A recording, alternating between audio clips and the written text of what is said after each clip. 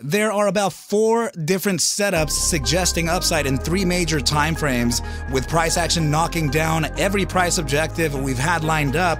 It's only a matter of time before we see some new, larger time frame highs. Welcome back to the channel on this Hunt Day Wednesday. This is ARCa, and let's dive into ticker symbol NVOS. Let's kill 'em, team.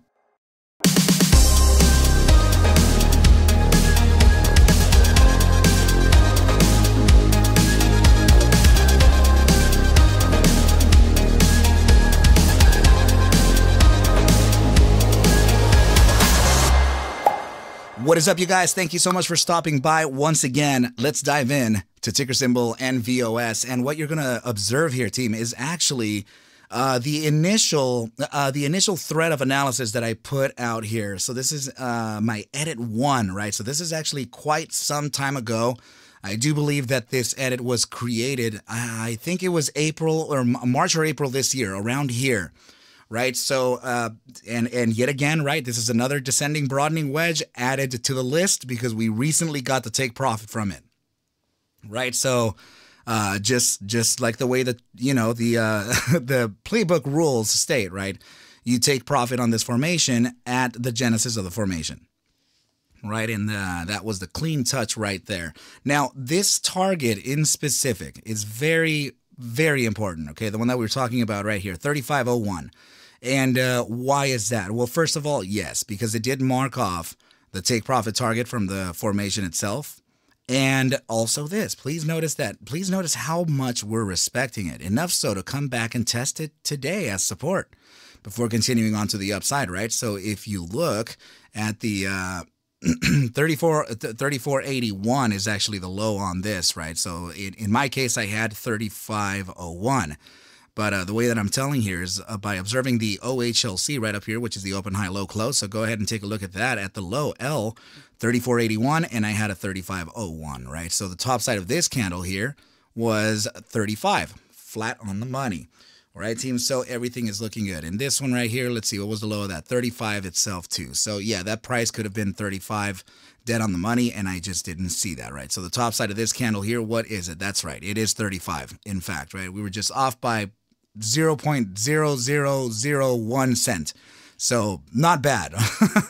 All right. So now there is a play here in the 12-hour time frame that I would like to display to you because this was obviously a huge bear trap, right? So please notice here that we have a very nice, it's actually perfectly formed head and shoulders formation. And this formation usually has price action come down, right? So the way that we can measure that is actually by taking a trend line from the top, from the head all the way down to the neckline, right? So in this case, let's draw the neckline first. My apologies. Let's go ahead and do that now. Okay, so yeah, it's kind of a perpendicular line here, but it's okay. It's no problem. We can go ahead and just draw it in just like this, right? Actually, I see it. Never mind. I see it right over here. There we go. That lines up. That lines up a little better. Okay, yeah, contact point here, and on this one here. Okay, good. So now we take a trend line from the top, from the head, from the top side, all the way to that neckline, right? Just like this. Now, usually when you're playing this as a bear play, you would apply this trend line below the right-hand shoulder, right? So doing it like this, that would take you down to a target of about $8.13, right? 8 cents. And it is pretty, it does rhyme pretty nicely, right? So let me just go ahead and draw a line here so that you can see.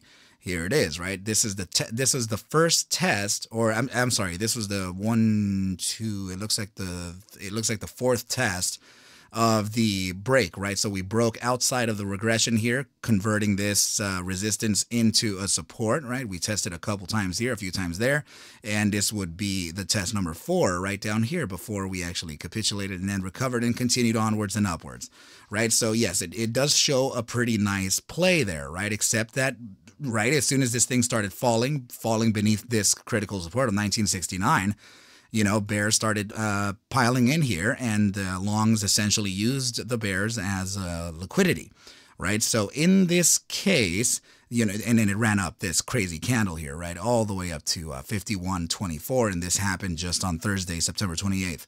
So now what you do here is, instead of applying this trend line under the right-hand shoulder, you apply it to the top of the right-hand shoulder, right? So this is how it would play out, and this is what it's suggesting, right? Let's go ahead and put 81.35 is what it's suggesting here. So let's just go ahead and apply that to the price action, just like this, and let's go ahead and take a look to the left, right? Let's see if we have anything rhyming there.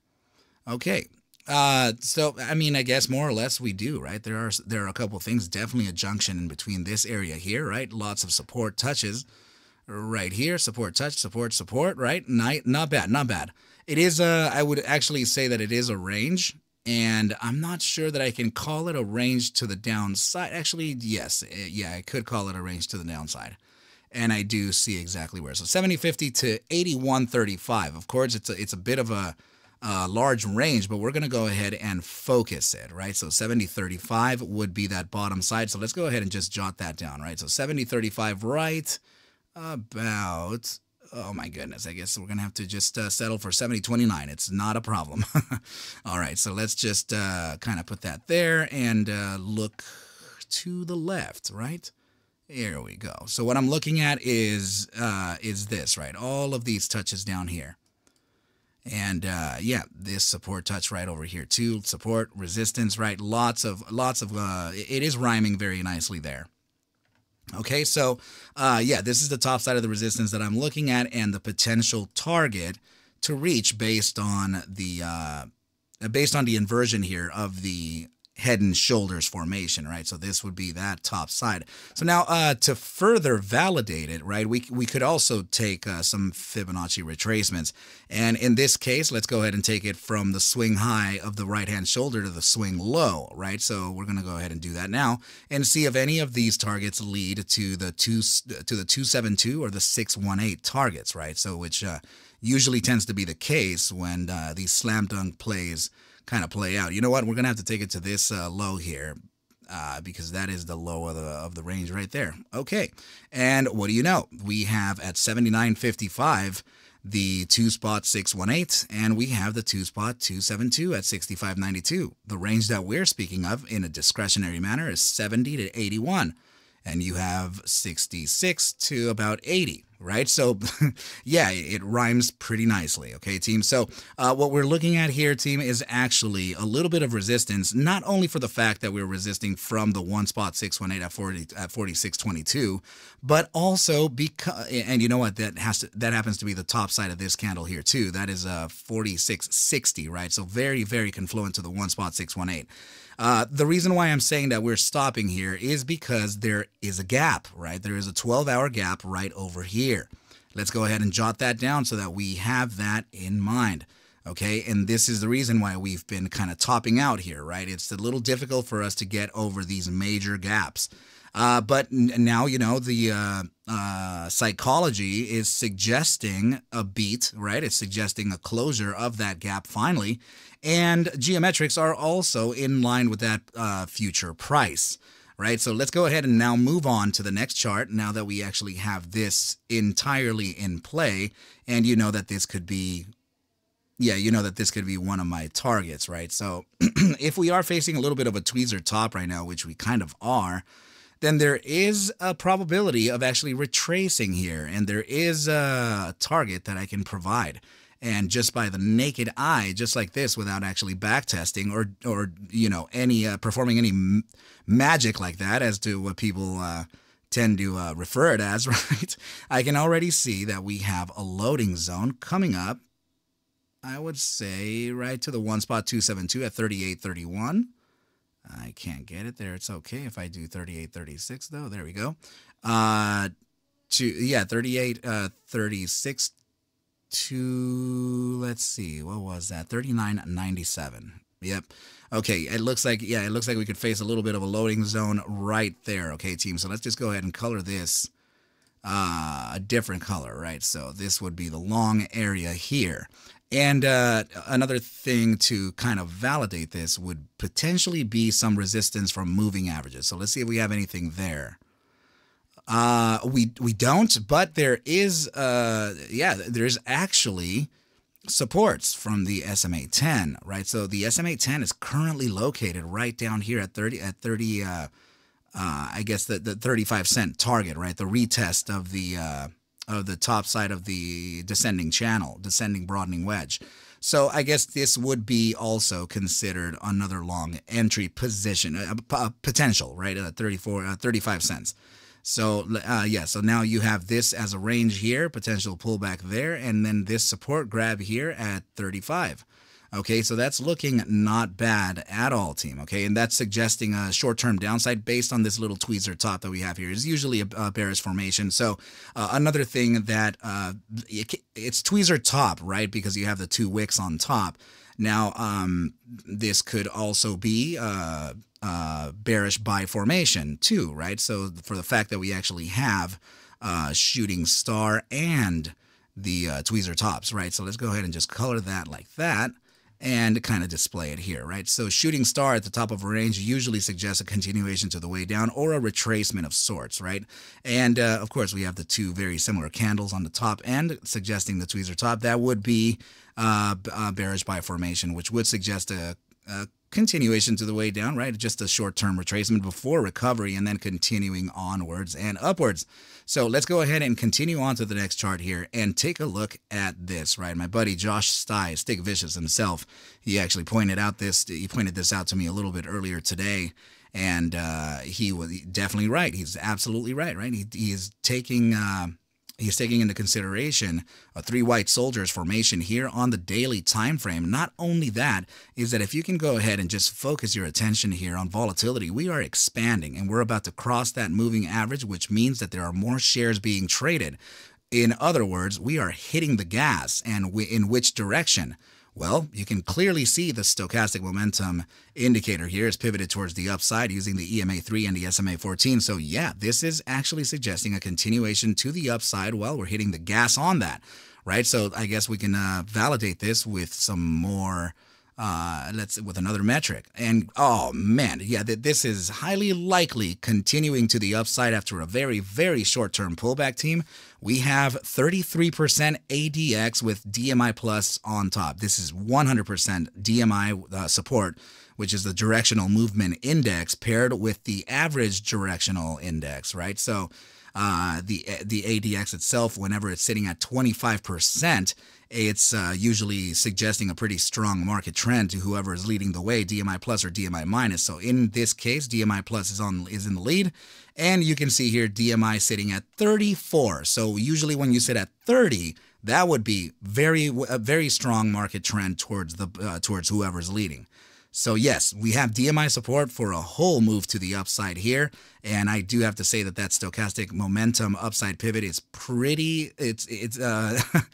it's pretty convincing, and also the fact that the EMA3 is sitting right in the gravitational zone of the bearish control zone, right? So this is very likely going to get pulled up and continue on to the upside here, and it looks like it could do it for at least a couple days, at least a few days even, right? So that is looking very nice. And yeah, I mean, obviously remember that we still have the resistance from the gap, right? Located at 61.23. But even still, right, the geometrics are suggesting a potential topside target of so far of around 81.59. Okay, so that is looking a-okay. Now let's go ahead and move on to this chart here. Okay, teams. Other than this, right? Just check this out. Check this out. Okay, you know what? I'm going to go ahead and just share something real quick. If you're still watching here, that means that I know that you are serious about trading, and this is where I can actually display this because I only have a very limited amount of seats left, right? So ARC Masters Course at gmail.com. I have opened up 30 seats for my master's course, and I've only displayed it for about 3 days, and there are already around 12 seats reserved. And yeah, so go ahead and reach out to me at arcmasterscourse at gmail.com, and I'll go ahead and get you enrolled. I'll share all the information first.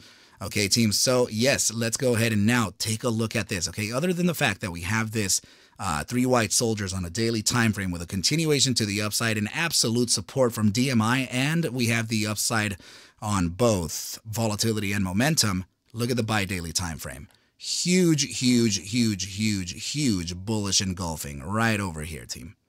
Very nice. And that is bullish engulfing happens when your green candle completely engulfs the prior candle's red body or body. It would have to be red. It has to be red, right? Yeah, that's how you identify a bullish engulfing candle formation. So aside from that, yeah, we already closed this buy daily with this huge, huge bullish engulfing, right? Now, so it was actually after an inverted hammer too. Oh my goodness, this is playing the candle analysis to the T. So you have a bearish engulfing located right over here, right? So this bearish engulfing printed, right? This is the red candle engulfing the green. We got the downside, and upon this downside, we built an inverted hammer, which suggests a reversal, right? So from this point, we got that reversal, huge gap up, right? And then we built this huge bullish engulfing. Man, so not even, it's not just that. Let's see. Not just that, but check this out. 5-day time frame bullish engulfing. Man, oh man, right? So we had a bearish engulfing here on the 5-day, right? Price action certainly came down. It had enough, right? And now the bulls are taking over, and now it's building this huge 5-day bullish engulfing. My goodness, my goodness, my goodness, right, team? So right now, I would actually say that the most important thing would be for us to start penetrating upside of that 45.93, which is the 46-cent zone. I do believe we already spoke about that 46-cent zone, and that is where we are right here at the 1.618 on the 12-hour time frame at 46.22, rhyming very, very nicely to the EMA 55 in an entirely different time frame, right, team? So there you go. Multiple time frame bullish setups, all suggesting a continuation to the upside and looking mighty, mighty powerful, team. So you already know the targets, you know the supports, you know what the deal is here, right, team? So yeah, please take whatever I do show and iterate within these videos as just a form of entertainment, as I cannot suggest for you to buy, sell, or hold any assets whatsoever. Never, never, never, and forever. I need you to do your own due diligence and everything will be cool. But with that said, team, I wish you well, a very, very good night, and I will catch you at the bell mañana. Adios.